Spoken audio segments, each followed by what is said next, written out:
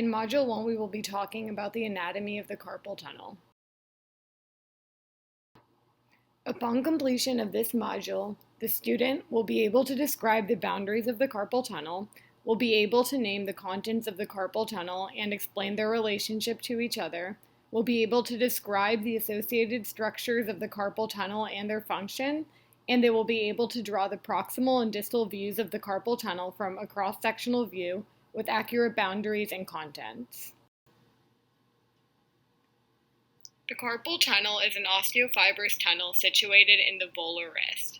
The roof is formed by the flexor retinaculum, the floor is formed by the carpal sulcus, the ulnar wall is formed by the hook of the hamate and pisiform, and the radial wall is formed by the tubercle of the scaphoid and the trapezium.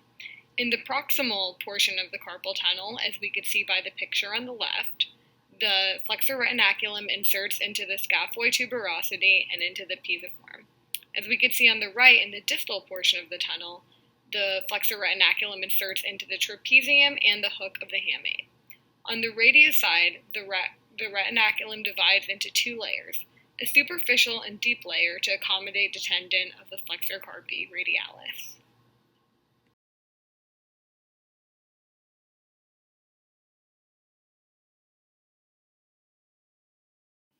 So here we will go over the carpal sulcus and its contents. If you supinate your right hand, this is the view that we are looking at.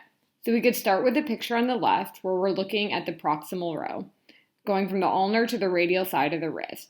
And here the carpal bones go from the pisiform to the triquetrum to the lunate to the scaphoid. And then the flexor digitorum superficialis splits into two layers, with the tendons of the 5th and 2nd digits on the bottom and the tendons of the 4th and 3rd digits just superficial to that. And then the flexor carpi radialis has its own synovial sheath, and it travels within the flexor retinaculum, but it is not within the carpal tunnel. And then you could see the ulnar nerve and artery just superficial to the flexor retinaculum. If you were looking at the ultrasound, you would be able to see the ulnar nerve and artery, and you could orient yourself by looking at the pisiform and the scaphoid. And then if we look at the picture on the right, we're looking at the distal row. And then here the bones go from the hamate to the capitate to the trapezoid to the trapezium. And here the flexor digitorum superficialis is just one flat layer.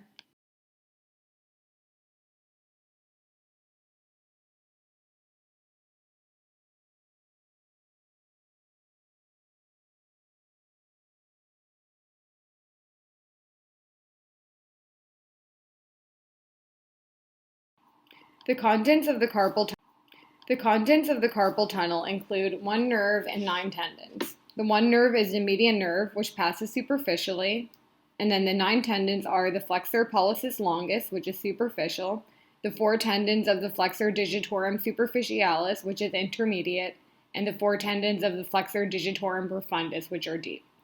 And then you could see that none of the carpi muscles go through the carpal tunnel, and also that there's not much space.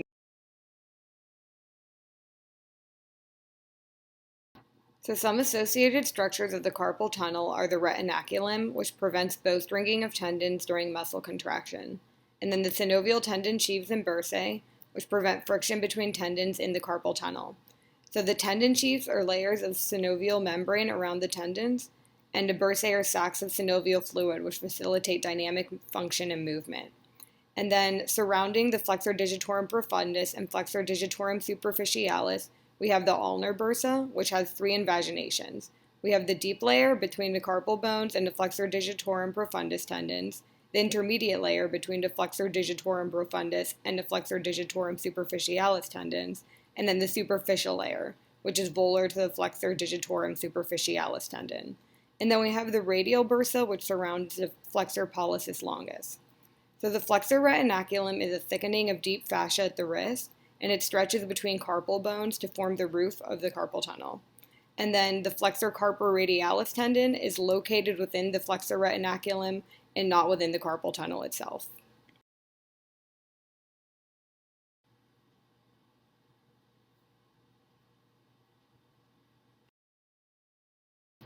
Okay, so now we were done with this module. So if you could please go on the website and go to the quiz tab and please take the module quiz before moving on to the next module. Thank you.